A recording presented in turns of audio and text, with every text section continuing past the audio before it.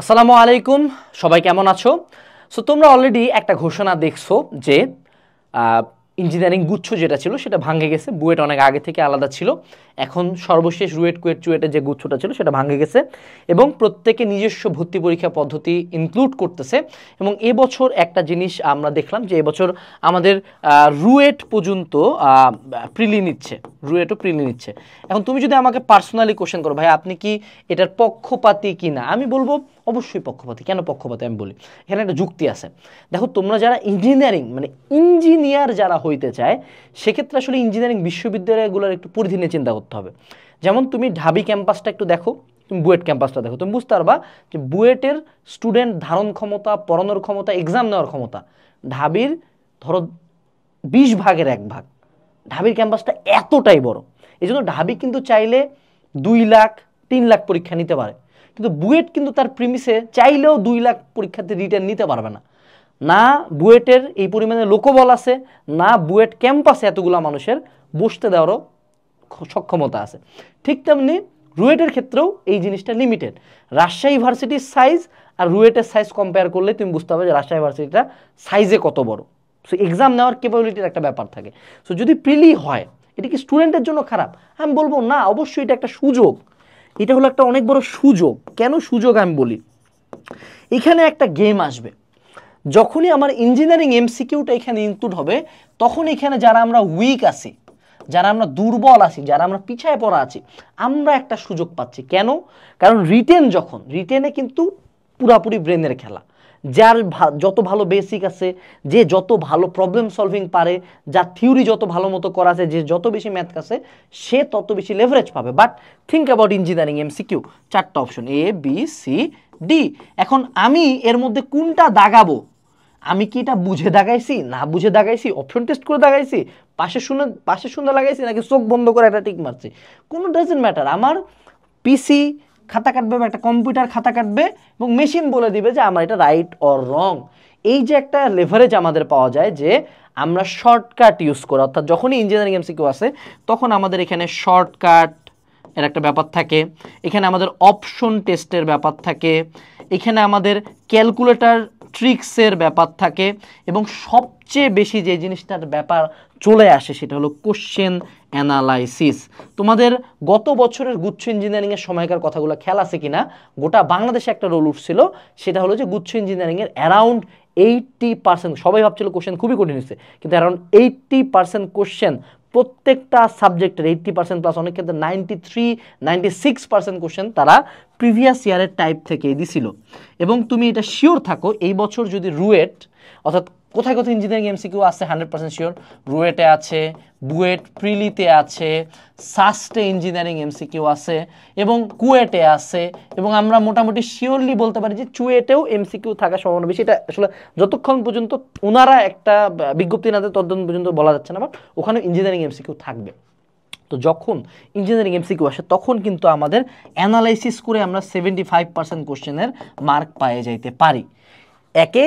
এই 75% কোশ্চেন আমার কুয়েটে চান্স হয়ে যাবে, সাস্টে চান্স হয়ে যাবে, আর আমি রুয়েট এবং বুয়েট প্রিলি পার হয়ে যাব। সো আমি এই টোটাল সেগমেন্টটাকে একটা জিনিসের চোখের আন্ডারে দেখতে চাই, সেটা হলো ইঞ্জিনিয়ারিং এমসিকিউ। সো এখন আমরা আগে কথা বলি যে ইঞ্জিনিয়ারিং এমসিকিউ নিয়ে আমরা আসলে কীভাবে প্রিপারেশন দেবো। ইঞ্জিনিয়ারিং এমসিকিউকে আমরা ভার্সিটি ইউনিটের এমসিকিউ বলতে পারি না, কারণ এখানে ক্যালকুলেটর আছে, কারণ এখানে বড় বড় ম্যাথ করতে হবে। কিন্তু ইঞ্জিনিয়ারিং এমসিকিউতে আমরা প্রথম যে পদ্ধতিটা শিখবো সেটা হলো টাইপ ওয়াইজ মেথড। ঢাবি কতটুকু তার প্যাটার্ন ফলো করে জানি না, কিন্তু ইঞ্জিনিয়ারিং এমসিকিউ এক্সাম অ্যাবনর্মাল লেভেলের প্যাটার্ন ফলো করে। তুমি যদি একটা জাস্ট তোমাকে সিম্পল একটা উদাহরণ দেখাই, আমার কাছে এই যে কোশ্চেন ব্যাংকটা থেকে আমি একটু আগে এই জিনিসটা দেখলাম, কোথায় গেল, পরিবেশ দর্শন, ঠিক আছে। এই টাইপটার নাম হলো গ্যাসের সমন্বয় সূত্র। এটা হলো টাইপ 3 গ্যাসের সমন্বয় সূত্র। এটা হলো গ্যাসের সমন্বয় সূত্র, থিওরি কিন্তু এইটুকুই, ইঞ্জিনিয়ারিং লেভেলের থিওরি। এইখান থেকে রিটেন কোশ্চেন আসছে 9টা। এইবার জাস্ট এই টাইপটার আন্ডারে আমাদের এমসিকিউ কোশ্চেন কতগুলো আসছে, এখানে 1 থেকে শুরু হয়েছে না, 31টা কোশ্চেন, 31টা কোশ্চেন জাস্ট এই টাইপ থেকে। এরপর একটা টাইপ কি, ডাল্টনের সূত্র সংক্রান্ত।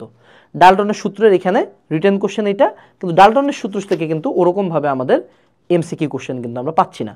কিন্তু আবার গ্রাহামের ব্যাপন সূত্র থেকে কিন্তু আমরা এমসিকিউ পাচ্ছি। টোটাল কয়টা বলো তো? এখানে 5টা এমসিকিউ আছে। এই যে আমাদের প্রত্যেকটা টাইপ বলে দেওয়া পসিবল।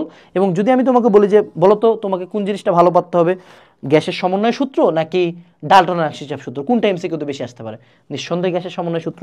এই যে আমরা প্রত্যেকটা চ্যাপ্টারের এমসিকিউগুলাকে পর্যন্ত আমরা টাইপ করতে পারি, যেটা ঢাবির ক্ষেত্রে একটু টাফ সংখ্যাটা বেশি হয়, কিন্তু ইঞ্জিনিয়ারিংয়ের ক্ষেত্রে এই সংখ্যাটা খুবই কম। অর্থাৎ পার চ্যাপ্টার তুমি 5 থেকে 10টা করে টাইপ পাবা।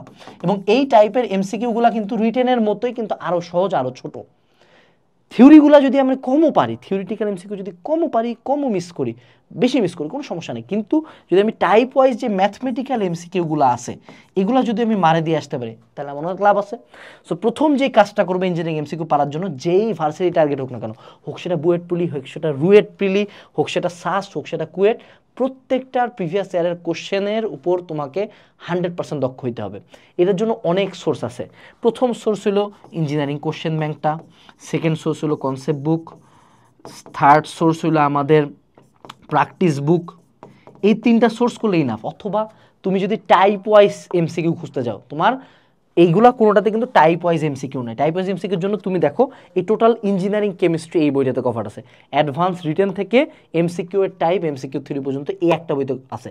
এবং এই বই থেকে আগের বছর আমরা কিন্তু প্রুফ করছিলাম যে আমাদের engineering MCQ 85% plus combinedly common আসছিল। সো লাস্ট মোমেন্টে যারা ইঞ্জিনিয়ারিং এমসিকিউ নিয়ে পেইন খাচ্ছ, এই প্রত্যেকটা ভর্তি পরীক্ষার জন্য এই বইটা পড়তে পারো, ঠিক আছে? এবং আরেকটা সোর্স তোমাকে দিতে পারি, যারা ইঞ্জিনিয়ারিং রিটেন নিয়ে প্রিপারেশন নিচ্ছ। এখন কিন্তু রিটেনে তোমাকে ম্যাথ, মানে তুমি যে 4-5 লাইন ম্যাথ করে করবা এটা না।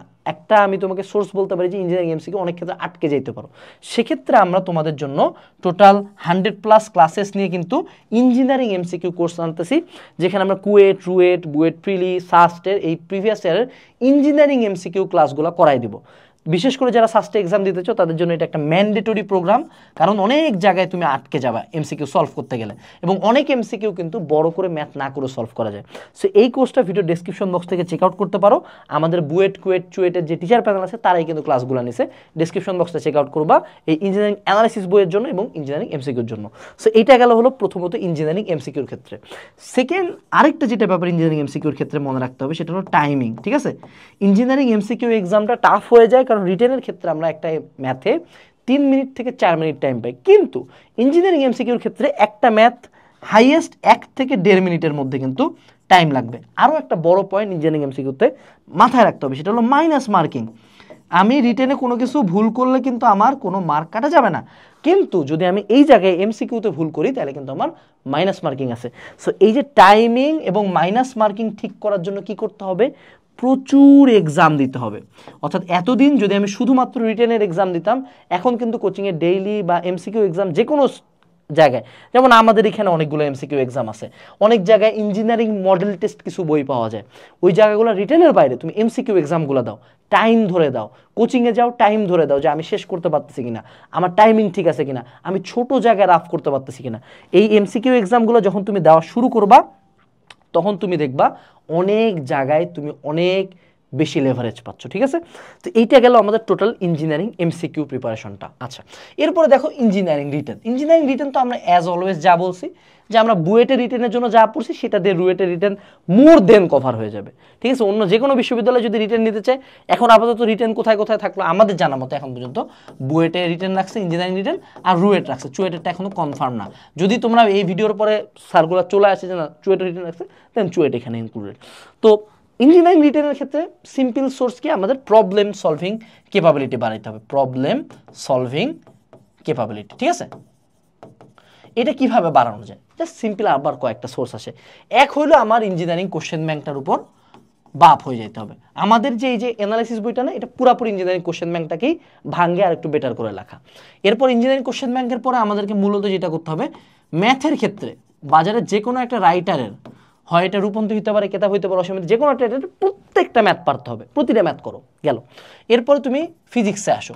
ফিজিক্সের ক্ষেত্রে তুমি বাজারের গাণিতিক পদার্থবিজ্ঞান যে বইটা আছে না, গাণিতিক পদার্থবিজ্ঞান, এইটার প্রত্যেকটা ম্যাথ করে ফেলো। কোনো বিদেশি রাইটার, আইআইটির কিচ্ছু লাগবে না, জাস্ট গাণিতিক পদার্থবিজ্ঞান পুরাটা করো।